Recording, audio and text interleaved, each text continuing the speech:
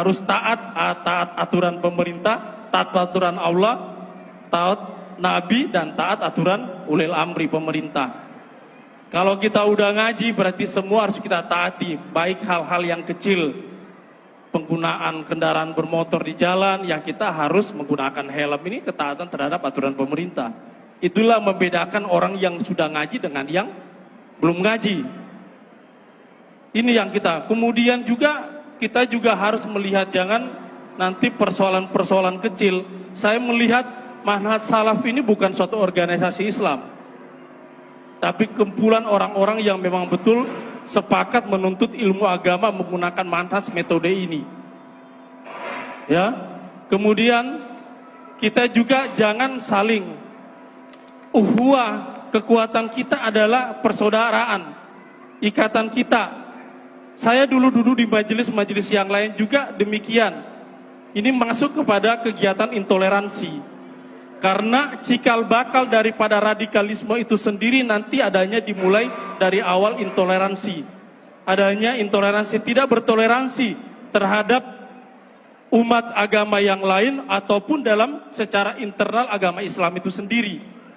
Ada kawan-kawan kita di luar yang memang berbeda manhaj dengan kita, bukan berarti mereka juga bukan saudara kita. Kita diperintahkan untuk lemah lembut kepada, tidak hanya kepada sesama muslim, tetapi kepada yang non muslim juga kita diperintahkan untuk berlemah lembut. Nah, manhaj ini mengajarkan kita para jamaah sekalian bagaimana kita berlemah lembut juga, kemudian kepada saudara kita. Kalau ada hal-hal yang kurang terhadap saudara kita, kita harus bisa memaklumi. Ya, kita harus bisa memaklumi. Karena dakwah ini saya mendapat masukan ilmu dari Ustadz kita juga, Ustadz Dr. Husnil Matondang, bahwa mengatakan kepada saya dengan kunjungan saya ke silaturahmi, kunjungan ke rumah beliau mengatakan demikian, Pak Rudi, dakwah itu tidak hanya pakai ilmu, tapi dakwah itu pakai adab. Adab juga diutamakan. Orang yang belum kenal manhaj tiba-tiba masuk ke dalam, tegas kita nyampaikan, mereka akan kabur. Tapi secara perlahan-lahan memang harus kita sampaikan. Nah ini, para jamaah sekalian, Ustadz Abdul Fattah yang saya hormati hadir di tengah-tengah kita. Mohon maaf Ustadz, ini juga bagian daripada mitra kami, Polrestabes juga, dalam hal segala sesuatu kami juga berkomunikasi dengan Ustadz Abdul Fattah. Belum kan? Masih? Hampir. Kemudian pokoknya pada persoalan radikalisme. Kata-kata radikalisme itu berasal dari kata radix atau akar.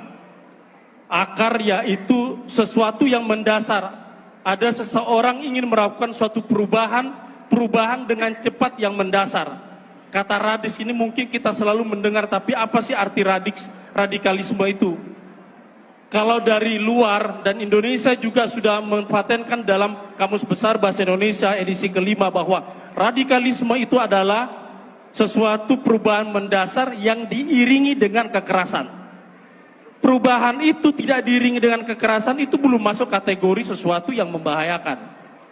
Karena di luar negeri juga sana mengatakan bahwa saya pernah mengikuti kegiatan dengan Australia, New Zealand mengatakan bahwa counter violent. Apa yang dilakukan teroris-teroris tentunya bukan jihad ya. Saya diajarkan oleh guru-guru saya seperti Ustadz Abdurrahman Thayyib. Beliau menerangkan bahwasanya jihad yang mereka lakukan itu salah gitu. Islam tidak pernah mengajarkan jihad semacam itu. Apa yang mereka lakukan, ngebom sana, ngebom sini ya, bahkan sampai membunuh kaum muslimin seperti itu. Itulah perilaku yang sangat salah ya. Dan jelas Islam tidak pernah mengajarkan seperti itu. Islam berlepas diri dari orang-orang semacam ini. Tentunya kita juga tidak boleh mengkaitkan terorisme itu dengan Islam, karena ajaran Islam itu tidak seperti itu. Alhamdulillah saya seorang muslim dan di agama saya juga dituntut untuk bertoleransi gitu, asalkan toleransinya tidak kebablasan gitu kan. Pesan saya buat pemuda, hati-hati dalam belajar, jangan sampai salah hijrah, jangan sampai salah memilih guru, karena salah memilih guru itu fatal akibatnya. Kalau bisa saya rekomendasikan guru-guru yang baik, guru-guru yang insya Allah menurut saya keilmuannya ilmiah gitu kan, saya rekomendasikan Ustadz Abdurrahman Thayyib hafizallahu ta'ala. Akhi ukhti rahimakallah, sejak kejadian terorisme di Surabaya, di Depok, ada dampak-dampak yang negatif terhadap umat Islam. Bandara diperketat, perempuan-perempuan yang bercadar, bawa tas, dicurigain, lelaki-lelaki yang berjenggot. Kalau udah tua berjenggot aman, kalau berjenggot tatoan aman. Tapi kalau berjenggot kemudian dia nampak tanda-tanda keislaman, terkadang dicurigai. Apa yang harus dilakukan umat Islam menghadapi hal seperti ini? Yang pertama, sabar. Bahwa yang terjadi ini adalah salah satu ujian buat orang-orang yang berpegang teguh dengan agama Allah. Gara-gara perbuatan orang-orang yang tidak bertanggung jawab. Kita semua tentunya tidak setuju dengan peristiwa yang terjadi. Pemboman bukan dari Islam, teror bukan dari Islam, bahkan membuat ketakutan di muka bumi ini bukan dari Islam. Tapi itu yang terjadi, maka sikap kita apa?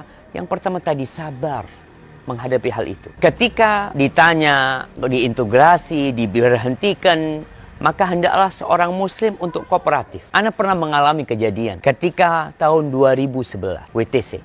Suatu hari Ana hendak berangkat umroh dari Madinah ke Mekah. Bayangkan, di negeri Islam. Dari Madinah ke Mekah. Setelah kejadian pemboman yang di kota Mekah juga. Akhirnya Ana naik bus, duduk di akhir karena udah penuh. Tahu-tahu ketika orang ngecek tiket, dia turunkan Ana.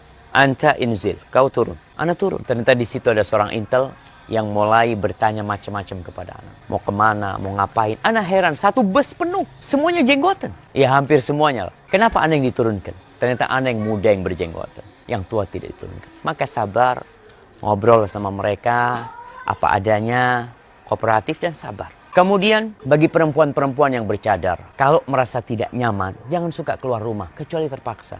Karena terkadang ada yang jahil, ada yang lemparin sesuatu, ada yang teriak macam-macam, ada yang hasut, iri dan dengki. Maka tugas kita sabar.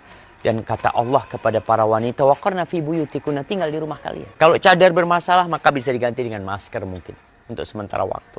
Dan kemudian untuk yang ngontrak rumahnya, terkadang jadi masalah, apalagi yang tertutup. Usahakan menjalin hubungan baik dengan tetangganya. Kalau mereka minta untuk memberikan KTP-nya atau apa, berikan. Dan yang keempat, berdoa. Berdoa. Kata Nabi SAW, inna min waraikum ayyamas sabr. Di belakang kalian ada hari-hari yang penuh dengan kesabaran. Al-qabid ala dinihi kal-qabid ala al-jamr. Orang-orang yang berpegang teguh dengan agamanya seperti yang memegang bara api, nggak tahan. Karena gangguan datang dari dalam dan dari luar. Dari orang-orang yang non-muslim dan dari orang Islam sendiri. Maka sabar. Tetap berpegang teguh dengan agama Allah ini. Tebarkan salam. Terus buka hatimu untuk menerima kritikan dan menjadi lebih baik. Barakallahu fikum.